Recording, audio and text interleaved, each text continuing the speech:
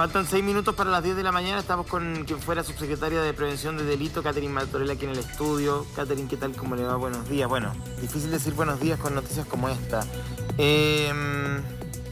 Hoy día Chile es un país más inseguro. Yo creo que, o sea, lo que estamos mirando hoy día, la noticia que estamos viendo hoy día habla nuevamente de una violencia impensada. O sea, no sabemos muy bien, como decía la ex fiscal, ¿cierto?, en qué contexto se da, pero sí ya la primera información que nos está dando Carabineros da muchas luces. Primero, que el cuerpo se encuentra producto de una investigación, que existen testimonios, que existen algunas pruebas científicas que llegan a ese lugar, también todo lo que se fue comunicando en redes sociales. Hoy día no sabemos si existió planificación, como lo dijo bien la ex fiscal, o no, pero lo que sí vemos es que existe un desmembramiento del cuerpo y estamos viendo lamentablemente cómo se encontraron en distintos lugares. O sea, nuevamente volvemos a hablar de esta violencia. Lo conocimos en su minuto, ¿se acuerdan? Con el caso del profesor, en que también nos encontramos con una situación... Profesor Nival. Claro, pero a ver, Catherine, es que aquí estamos hablando de este caso que, claro, tiene una dinámica muy particular, familiar. Pero nuevamente la violencia. Sí, o sea... sí, pero hoy día el presidente Piñera entrega un país en términos de seguridad que estadísticamente y fácticamente es muy distinto a 4 años. Entonces, ¿qué pasó en el tránsito? Yo creo que por eso volví a la violencia, desde la perspectiva de la cantidad de delitos que ocurren son menores. Si el problema es la forma que estamos viendo de los delitos. La gravedad. La gravedad, hemos visto lamentablemente secuestros. Yo creo que lo que pasó en Iquique es algo que uno no puede no mirar con detención. Sobre todo con la estadística que nos daba José recién, que ¿cuántos dijiste, José? ¿29, 27? ¿Homicidio? No, secuestro, estábamos hablando de secuestro. Aquí está, en la página C10 del Mercurio, que además viene el caso... Casi como que joven de hubiese 14 sido años. prácticamente uno por Claro, por 29 día. denuncias en lo que va del 2022. Aquí hay un secuestro de un menor en Providencia, o sea, ni siquiera en una zona rural, en un camino interior, o sea, en Providencia. Hay una reserva, por supuesto, respecto a la investigación. Ahí están las imágenes de no sé si del secuestro, de lo... o sea, claro, el joven va probablemente como con miedo. Esa es una calle súper concurrida, además, no sé Debe ser si Bilbao pero eso, Bilbao, ¿no? ¿no? Sí, parece Bilbao. Entonces... Este delito, ¿saben cómo lo veíamos antes? De la misma forma para ir al banco a sacar... sí. ¿Se acuerdan? Claro. Entonces, son variaciones del delito, pero yo me refería más bien al secuestro que vimos en el norte. Ese secuestro donde efectivamente hoy día las personas están detenidas, pero... Ya, pero el fenómeno, pues, El Catherine, fenómeno. O sea, ¿cómo pasamos de los robos de cajero automático, que eran el festival de robos de cajero automático, que la No, pero corte, también se llevaban a las personas... No, sí, está bien. Estoy hablando de... Yo entiendo al punto que tú vas. Entonces, Perfecto. bueno, aquí hay... Te llevaban al banco, te marcaban, en fin, entiendo. Pero yo voy al tema como mirándolo en una panorámica temporal. Hace 4, 5 años, 6 años quizá, el tema era el robo del cajero automático. ¿Cómo ponemos el cajero automático? Que lo sacan de cuajo, que el coxicorte, que no sé qué, ya. Y pasamos de ese escenario, o sea, de un país donde se robaban cajeros automáticos y se buscaban formas para robarse cajeros automáticos, que uno puede decir que terrible, ya peligroso, en fin. Pero llegamos a tiroteos en un supermercado, un señor que aparece en una lavadora, no sé, un secuestro de un empresario que pagan el rescate y igual lo matan.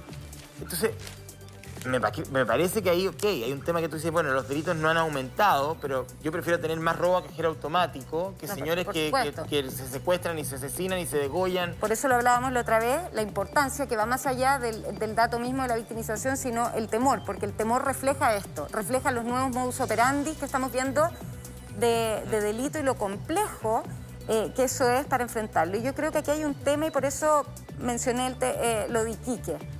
Yo creo que cuando nosotros permitimos ir corriendo la cerca, empezamos a normalizar ciertas cosas que no nos podemos permitir normalizar. Por ejemplo, a mí me gustó la reacción de los ciudadanos en Iquique cuando se maltrató a Carabineros, porque en el fondo no se puede tolerar eso. Cuando nosotros empezamos a tolerar que se maltrate a la autoridad que tiene por función constitucional, tener el control del delito, en fin, y que tiene de hecho el monopolio de las armas y de la fuerza más bien, para ese efecto, En el fondo empezamos a cruzar cerco. Lo mismo ocurre en la Araucanía. Yo creo que esto uno no puede dejar de mencionarlo. En la Araucanía hemos visto delitos brutales. Personas que, terrorismo puro, que ingresan encapuchados, que matan, que asesinan. Creo que estos últimos días van 4 homicidios. 4 homicidios. Entonces, cuando uno empieza a correr el cerco y a no condenar y a no exigir que rápidamente este tipo de hechos y estos nuevos modus operandi que vemos, lo de la Araucanía no es tan nuevo. Pero si se corrió el cerco es porque el gobierno lo permitió. Yo creo que todos. ¿Qué autoridad tiene? O sea, la sociedad civil está de alguna manera indexada a lo que el gobierno dice o permite o no permite. Y no estoy hablando de su gobierno en particular, estoy hablando del gobierno como ente. Yo prefiero hablar del Estado, ni siquiera del gobierno. Estado. Porque nos pasó, por ejemplo, ayer estaba hablando con Camila, que es la mamá de Tamara. Sí, claro. Bueno, ¿y qué me decía Camila? Tamara que muere en una encerrona en hace casi un año, se va a cumplir un año. En Huechuraba. En Huechuraba, y el mismo día muere Itan también, que es otro niño. Maipú. Ahí con... Exactamente. Y murieron el mismo día. Fue un día realmente negro para nosotros. Se hizo un proyecto de ley que tuvo aprobación transversal, de izquierda, derecha, en fin. Y me decía, Camila, no sé qué hacer porque está absolutamente paralizado. Está paralizado, avanzó en la Cámara de Diputados, se aprobó por unanimidad. Yo creo que nunca como subsecretaria me tocó ver eso. Unanimidad. ¿Y qué es lo que hace? Generar protección penal para menores de edad o niños, niñas y adolescentes, para adultos mayores y para personas que tienen algún tipo de discapacidad. Y de esa manera se genera una pena mayor y se establecen varios cambios. Súper bueno, tan bueno proyecto que, insisto, había una mirada transversal, que generalmente eso no ocurre. Sí. Sin embargo, llegó al Senado y ahí paró, en la Comisión de Seguridad. Entonces, me decía, ¿qué hago? ¿Qué hago para que esto se apure? Porque siento que esta es la única forma que tengo de poder darle algo a la sociedad después de lo que yo viví. Claro. Y ella tiene una agrupación de padres, son muchos los que están trabajando en esto. Entonces, por eso yo insisto, aquí tiene que haber una decisión de todos de no tolerar. Yo voy a hacer una pregunta, Catherine, que es incómoda y que nadie ha hecho, o no, al menos no que yo la viera o leyera ese análisis, y puede ser popularmente incorrecta o impopular de plano, pero la voy a hacer igual, que me da lo mismo. ¿Qué explica que el funcionario de Carabineros de Iquique no usara su arma de servicio?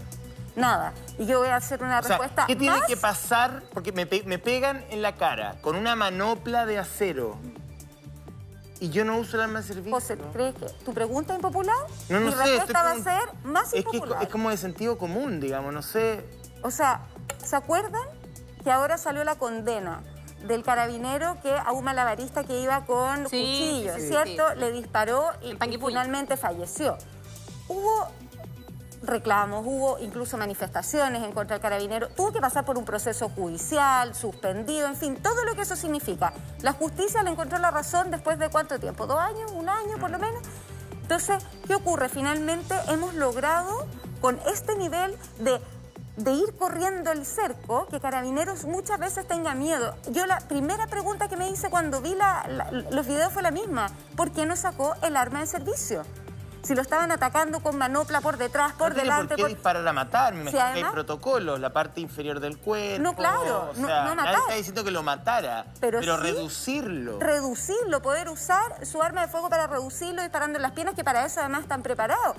Y además, algunos creen que en los protocolos de la fuerza no existe proporcionalidad, existe racionalidad. Eso significa, en el fondo, que siempre las fuerzas policiales tienen que tener la capacidad de poder reprimir el delito. Si hay igualdad, no se va a poder, ¿cierto? Ahora, igual hay un problema que hay que hacerse cargo, Catherine, porque lo hablábamos con José ese día. Si el carabinero no usa el arma, uno puede presumir que el carabinero teme.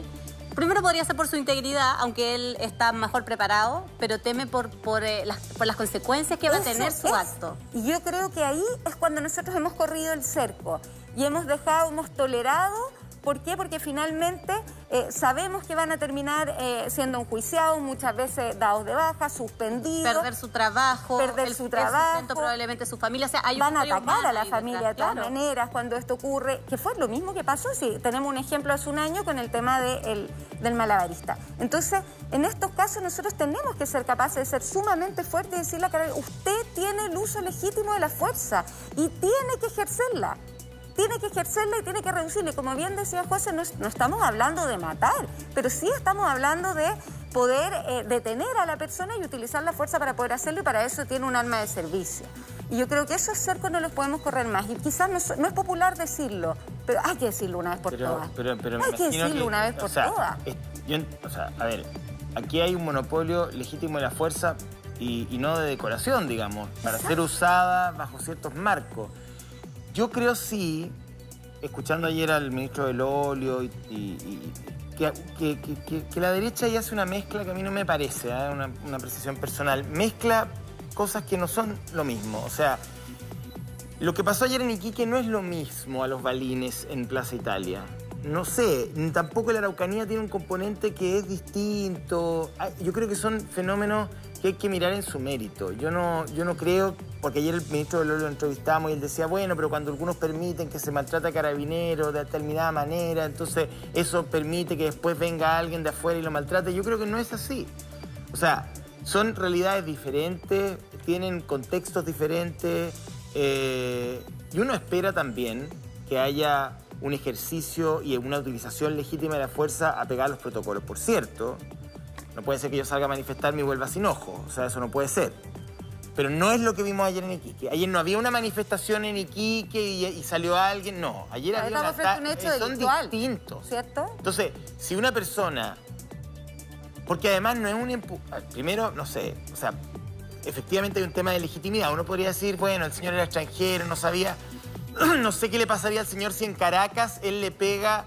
Si él en Caracas, pero ok, no digamos la Guardia Civil Española, no hablemos de los sheriff ni de Scotland Yard. ¿Qué haría Maduro? ¿Qué haría un funcionario de la Policía Bolivariana de Venezuela si tú le pegas con una manopla de acero a algunas cuadras del Palacio Miraflores? Para no decir otros lugares. O sea, no apareces más. Punto. ¿Por qué decirlo? Te lo digo porque hemos estado en Caracas 6 veces. Y uno ve que cuando se acerca al Palacio Miraflores, la policía armada, no con una pistola corta, con rifles, te pide tu identificación. Y si tú no tienes un permiso para grabar, como a un chico de la France Press, que estaba con nosotros, que no tenía su permiso, lo tomaron y nunca más supimos de él. No sabemos si se volvió a Francia, no tenemos idea. Pero bueno, el punto es el siguiente. Creo que lo que ocurrió ayer en Iquique es un tema sintomático. Pero yo insisto con la pregunta, subsecretaria o ex-subsecretaria, no creo que se me corra. Porque efectivamente ha habido una degeneración de la convivencia en el país producto de estos elementos. Sí, podríamos hablar del estallido, podríamos hablar de la Araucanía, pero ha habido estadísticamente, ayer lo hablábamos en la región de Tarapacá, o sea, 183% más de homicidios de un año a otro. 200% de homicidios de un año a otro. Entonces, ¿qué pasa que ustedes reciben un país en un estadio, que a lo mejor sí había antecedentes, esto ya estaba ocurriendo antes, puede ser, esto no se forma en 4 años, probablemente hay un periodo mucho mayor, pero háganse cargo de su periodo, ustedes lo reciben de alguna manera y lo entregan en un estado mucho peor, estadísticamente hablando. Entonces, sin ser majadero, pero ¿qué análisis hace usted de lo que se pudo hacer y no se hizo, lo que se hizo y no funcionó, lo que iba a funcionar y no se logró hacer? Entonces me parece que, yo me imagino usted ya una vez fuera de la primera línea de la política, ha podido tener tiempo para pensarlo, ¿no? No, de todas maneras, a ver, yo no creo que esté peor, ¿ya? Yo creo que estamos viviendo una situación, y no solamente en Chile, que eso es peor todavía, digamos, porque estas cosas, ustedes saben que se generan en Latinoamérica, en los distintos países. Pero sí, y como lo dije la otra vez, y yo en esto quiero ser súper sincera, aquí se hizo un gran trabajo para generar coordinación con las instituciones, se trajo mucha tecnología, que eso no había y que ha sido súper importante. La tecnología ha sido fundamental para poder ir esclareciendo delitos, previniendo, en fin. Pero sí, también la intervención dentro de los barrios, pero sí creo, y se los dije, La Subsecretaría de Prevención del Delito existe desde el año 2012. O sea, todavía no tiene, va a cumplir 10 años. Y antes de eso, toda la inversión era en reprimir, es decir, actuar una vez que el delito había sido cometido, la investigación, en fin. Entonces aquí es tan importante que como Estado seamos capaces de realmente invertir en la prevención, y eso son decisiones a largo plazo, por lo tanto no son sexy para ningún gobierno de turno. Porque no va a haber réditos en un mediano plazo. De hecho, todo lo que se ha hecho en este gobierno nosotros lo vamos a ver realmente en 10 años más, y lo mismo va a pasar con el gobierno que viene. La política de comida rápida es lo peor. O sea, es lo peor. La política de ir al voy a decir, comercialmente a lo mejor me van a retar, pero claro, si uno hace política yendo al automac, o sea, saciando el hambre con la hamburguesa que tiene en la esquina, claro, el egoísmo finalmente, porque habla del egoísmo, de decir, bueno, tengo 4 años. Ahora, yo insisto, si yo llego a este programa en abril del año pasado y en 4 años más este programa está por el suelo, los contenidos pésimos, el rating pésimo, a mí me va a llamar mi jefe y me va a decir, ¿pero qué pasó? Por eso yo le pregunto a usted, o sea, ustedes mismos, ¿qué dificultad tuvieron para poder hacer un mejor trabajo en materia de prevención de delitos? Qué buena pregunta. Esa sí que la agradezco. Yo creo que hubo muchas cosas que se entramparon en el Congreso y que eran súper rápidas y súper necesarias. ¿Cómo que, por ejemplo? ¿Puedo hacer lista? Mira, ley de inteligencia. ¿Ya? No puede ser que en Chile no tengamos un sistema de inteligencia, menos después de todo lo que hemos vivido, menos después de lo que estamos viendo que ocurre en Araucanía. Ley antiterrorismo, fundamental. Ley de reforma, y esta para mí es fundamental, ley de reforma a la ley de drogas. 20.000. Hoy día, la 20.000. Hoy día no podemos perseguir, realmente no podemos extinguir rápido el patrimonio de los narcotraficantes. No podemos perseguirle el patrimonio, eso es fundamental. Claro, que no me vayan a pillar a mí fumando un pito en la esquina. Claro. Es que esas son las inconsistencias de la ley. En cambio, no puedo perseguir a una persona que tiene lavado de activos, que inició una empresa, dado la droga, pero sí es mucho más fácil. Ahora, yo me pregunto, Catherine, ¿cómo desentramar esto? Tengo más. Yo sé, que tienes más, pero déjame interrumpir acá, porque yo pienso todo el tiempo en las personas que nos están viendo. Y vuelvo a lo mismo que le dije ayer al fiscal de Tarapacá. La persona que nos está viendo me dice, bueno, pero ¿qué tengo que ver yo con los acuerdos políticos que se traba, no se traba, porque se tiran la pelota, literal, y que ustedes no dieron los votos, es que ustedes aquí, es que el proyecto no era bueno y todo? Bueno, pero en lo concreto, la gente en sus casas, en sus barrios, en su entorno, en sus villas, en sus poblaciones, siente una percepción de inseguridad, siente que los políticos, y se lo voy a decir así directamente, no hacen nada por preocuparse porque no viven la realidad que ellos viven, nadie da ningún tipo de resolución. Lo decía la vecina de Renca ahí, y finalmente ellos están sometidos a los delitos más brutales que hay.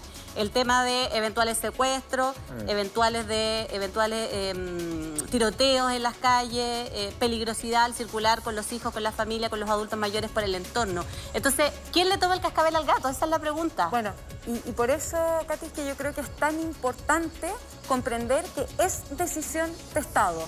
La seguridad es decisión de Estado.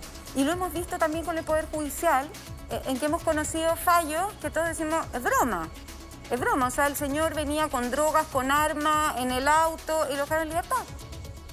Entonces, todo eso significa que tenemos que tener una decisión. ¿Y por qué? Porque además a la persona que es víctima de un delito no le importa quién falla. No le importa si es el Poder Judicial, si es el municipio, si es el carabinero, si es la fiscalía. Siente que todo se pelotea y nadie se hace cargo, Siente además. que finalmente es el comprahuevo y que nadie le da una solución real. Y yo creo que en esto es súper importante, en seguridad, sí, nosotros podemos tener muchas diferencias políticas entre políticos respecto a distintas cosas, pero creo que en seguridad la visión tiene que ser una sola, darle tranquilidad a las personas. Y aquí creo que los egos políticos no pueden jugar. No pueden jugar. O sea, existen otras materias que son en que se pueden vislumbrar con mucha fuerza las diferencias políticas.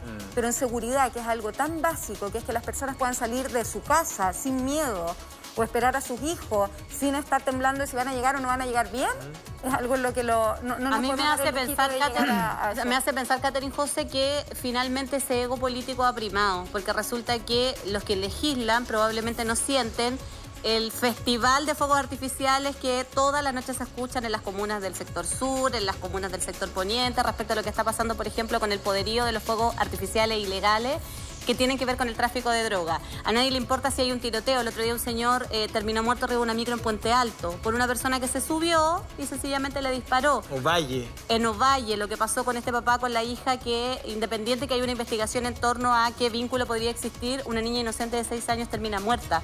Entonces, finalmente, a mí me da la impresión, José, de que el ego político y esa detección que hace Catherine ha primado y la gente sigue viviendo y de manera peor los estragos de la delincuencia. Toda esa tardanza o ese laberinto discursivo y político en el cual muchas veces ustedes se meten como autoridades, hablo en general, gobierno, oposición, da lo mismo, genera una sensación de impunidad. Porque si este señor venezolano saca ventaja a ellos, saca una manopla, que además ayer yo reporté en la tarde, esas manoplas se comercializan y se distribuyen en las cárceles centroamericanas.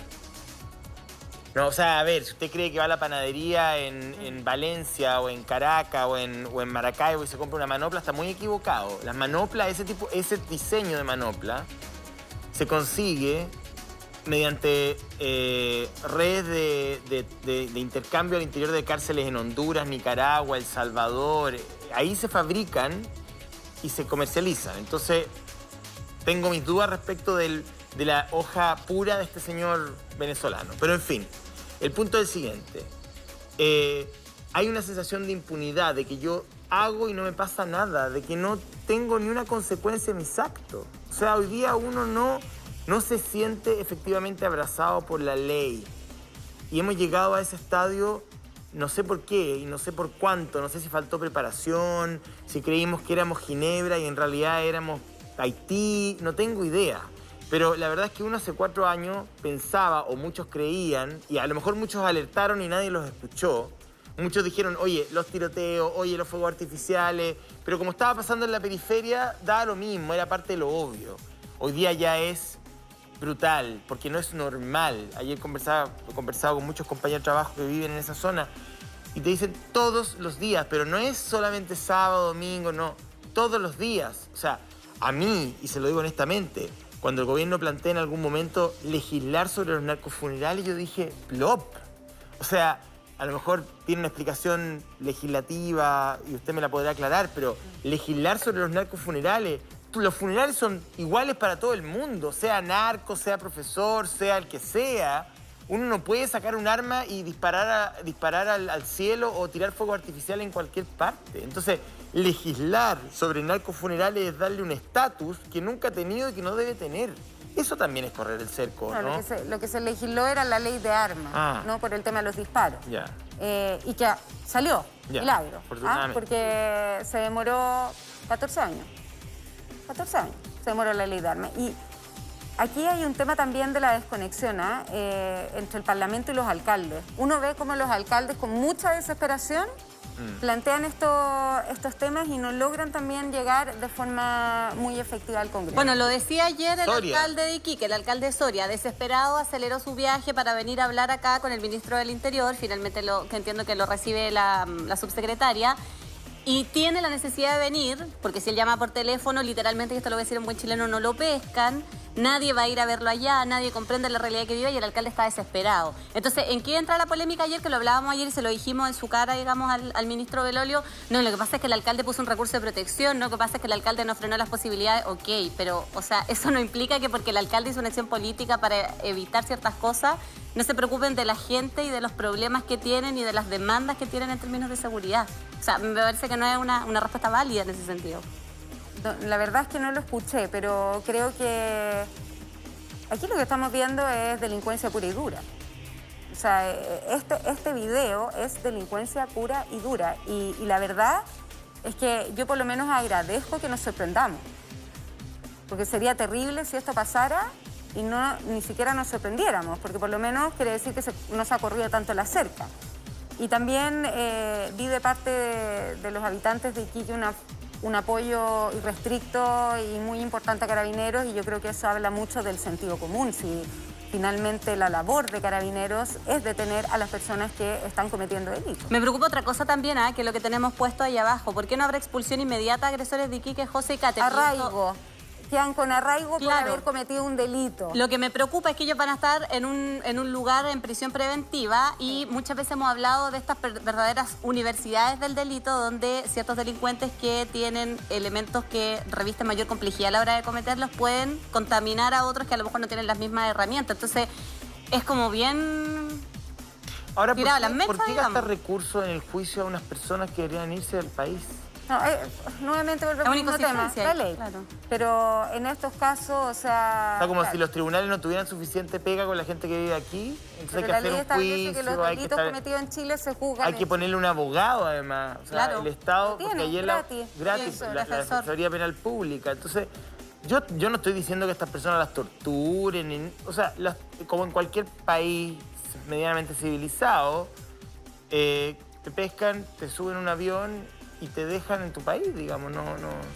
No veo que tampoco haya xenofobia en eso. No. O sea, No, entonces, yo- ¿cuál es la razón de hacer un juicio? ley, nada más que ley. Porque la ley dice que los delitos cometidos en Pero nuestro es país poco se juzgan en nuestro país. práctico. Absolutamente, pues sí, seguimos hablando de lo mismo. De la importancia de tener decisión respecto a este tema.